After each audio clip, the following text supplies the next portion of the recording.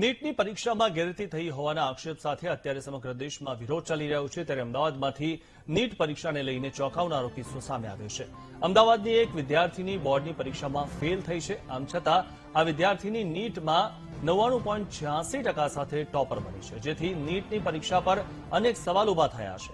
આ વિદ્યાર્થીની અમદાવાદની એસએસ ડિઝાઇન સ્કૂલમાં અભ્યાસ કરતી હતી, જેથી આ સ્કૂલના પ્રિન્સિપાલે આ મામલે નિવેદન આપ્યું છે, જેમાં તેમણે કહ્યું કે આ વિદ્યાર્થીની અમારી સ્કૂલમાં અભ્યાસ કરતી હતી। જોકે વાલીઓ એવો આગ્રહ રાખે છે કે નીટની પરીક્ષાની તૈયારી કરનારા વિદ્યાર્થીઓને સમયમાં છૂટછાટ મળે। ઉલ્લેખનીય છે કે આ વિદ્યાર્થીની ધોરણ 12 સાયન્સની પરીક્ષામાં ફિઝિક્સ અને કેમિસ્ટ્રીમાં નાપાસ થઈ હતી। આમ છતાં તે નીટમાં ટોપર બની છે, જેથી અનેક સવાલ ઉભા થયા છે। તો કેવું હોય છે કે 11-12 સાયન્સના બાળકોનો સમયગાળો ભણવાનો થોડો ઓછો હોય છે, એટલે એમની સ્કૂલ એમના સબ્જેક્ટ ઓછા હોય, મેથ્સ સાયન્સ, ફિઝિક્સ કેમિસ્ટ્રી અથવા મેથ્સ અને ફિઝિક્સ કેમિસ્ટ્રી અને બાયોલોજી, એટલે એ લોકોના લેક્ચર ટાઈમિંગ ઓછા હોય। એટલે વીકમાં 3 દિવસ થિયરી લેક્ચર હોય, 1 દિવસ પ્રેક્ટિકલ હોય અને 1 દિવસ આપણે એક્ઝામ આપતા હોય છે।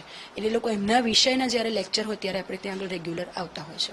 એવો કદાચ છે ને આગ્રહ ઇન્સ્ટિટ્યૂટ કે સ્કૂલ કરતાં વધારે પેરેન્ટ્સનો હોય છે કે પેરેન્ટ્સ એવું કહેતા હોય છે કે અમારું બાળક બંને જગ્યા ઉપર જઈને પહોંચી ન વળે એટલે અમે ઘરે રહીને અભ્યાસ કરાવશું, આવું મોટાભાગના પેરેન્ટ્સ કહેતા હોય છે।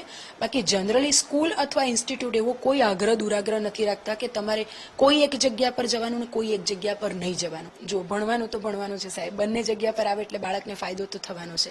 અને નીટનો સિલેબસ એવો તો છે નહીં કે જે પાઠ્યપુસ્તકની બહારનો છે, અને બંને જગ્યા પર અભ્યાસ જે કરાવવામાં છે પાઠ્યપુસ્તકનો જ કરાવે છે, ચાહે ઇન્સ્ટિટ્યૂટમાં જાય કે ચાહે ક્લાસમાં જાય। ફરક એટલો છે કે એની તૈયારી કરવાની પદ્ધતિ જુદી હોય છે। સ્કૂલમાં જે હોય એ બોર્ડ લેવલની તૈયારી કરાવતા હોય, ઇન્સ્ટિટ્યૂટ કોઈ પણ હોય કે પ્રાઇવેટ ટ્યુશન હોય એમાં તૈયારી નીટમાં જે રીતે MCQના પેપર પૂછાતા એ રીતે કરાવતા હોય છે। નીટની તૈયારી કરતા હોય તો હાજરી ગૌણ થઈ જાય એવું હોય?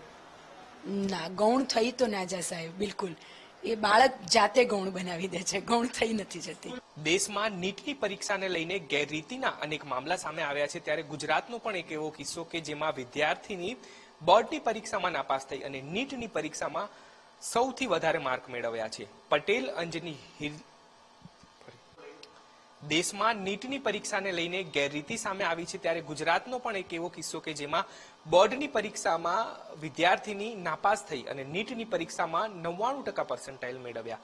પટેલ અંજલિ હિરજીભાઈ કે જે એલન ઇન્સ્ટિટ્યૂટમાં ભણતી હતી અને ઘાટલોડિયા એટલે કે સાયન્સ સિટી પાસે આવેલી જે એસએસ ડિવાઇન સ્કૂલ છે ત્યાં ભણતી હતી। અત્યારે હાલ તેના નિવાસ સ્થાને પહોંચ્યા છે। ડોક્ટર હિરજી પટેલની તે દીકરી છે અને તે ધોરણ 12 સાયન્સમાં એસએસ ડિવાઇન સ્કૂલમાં ભણતી હતી।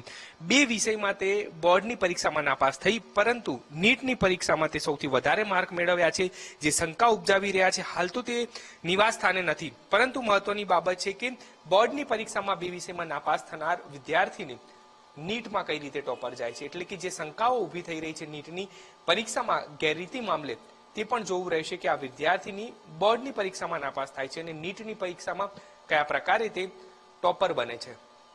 કેમેરામેન રાજેશ ગઢવી સાથે દીપક સોલંકી, VTV ન્યૂઝ, અમદાવાદ। રાજ્યમાં